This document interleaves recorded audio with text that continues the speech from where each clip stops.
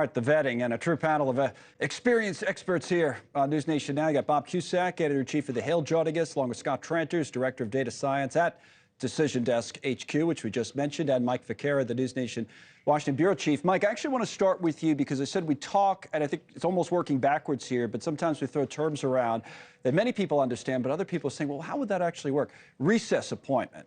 We have the constitutional definition, but I'd like the Mike Viqueira playbook on how this whole thing might play out if Trump chooses to go that route with one or all three of those names I just went through.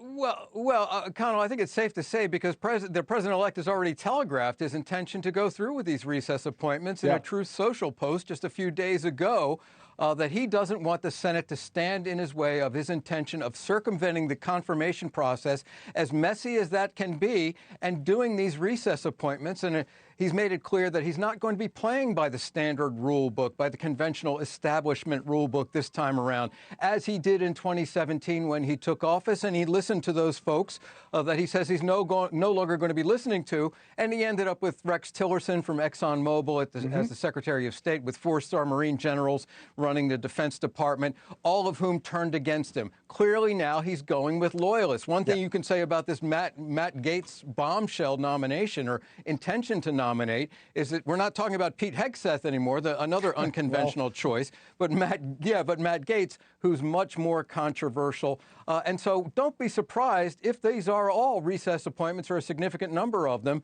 A lot of people speculating about what President Trump is up to here, or President-elect Trump is up to. I think he fully intends to do exactly what he said he was going to do. It does seem like that, and we set it up beforehand. I've talked about the Constitution. It's not like he would be doing anything that he's not allowed, quote unquote, to do. I mean, we'll put it up here, Article 2, Section 2, Clause 3. President will have the power to fill all vacancies that may happen during the recess of the Senate by granting commissions that shall expire at the end of their next session. Real quick, Mike, before I move to Bob on that would be, you put someone in place for how long? It could be almost a year or two, or how? For the entire congressional session, which is a 2-year session. As you know, of course, we have midterms coming up in 2026. So that's what would happen. There's an acting Secretary of Labor right now in the Biden administration, or up until very recently. So this is not unheard of. We've seen it done before. We saw it done a lot in the last Trump administration. Okay. Connell. Bob, what if they did try to go through the process of getting them confirmed? And maybe they will with one of the three, even if Gaetz goes through the recess appointment process. What, from people you've been talking to,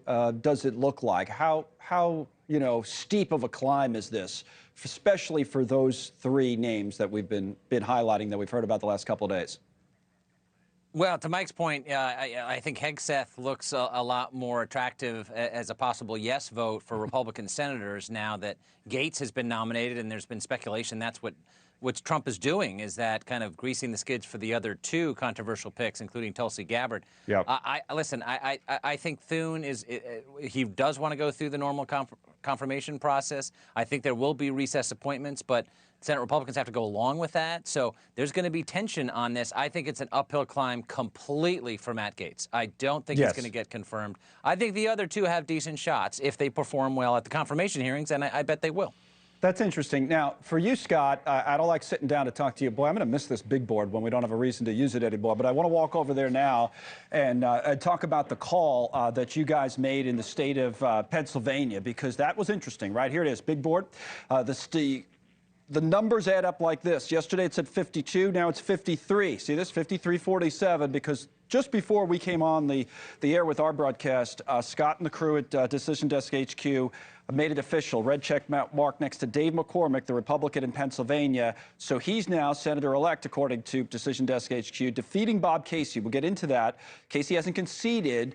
But McCormick, you guys say will win. So I want you to comment on that. I do want to show our audience, however, though, because it fits into this larger conversation we're having about margins, the U.S. House of Representatives as well, and just highlight these numbers. Republican controls at 218. They're up to 219, 212. There's some other numbers still to come. But remember, that's probably at the beginning of the session, at least -3, with the folks joining the Trump administration, 3 members of the Republican House caucus from next year's House. All right, so thanks so much for watching. Just go to joinnn.com to find News Nation on your television provider. And don't forget to click the red subscribe button below to get more of News Nation's fact-driven, unbiased coverage.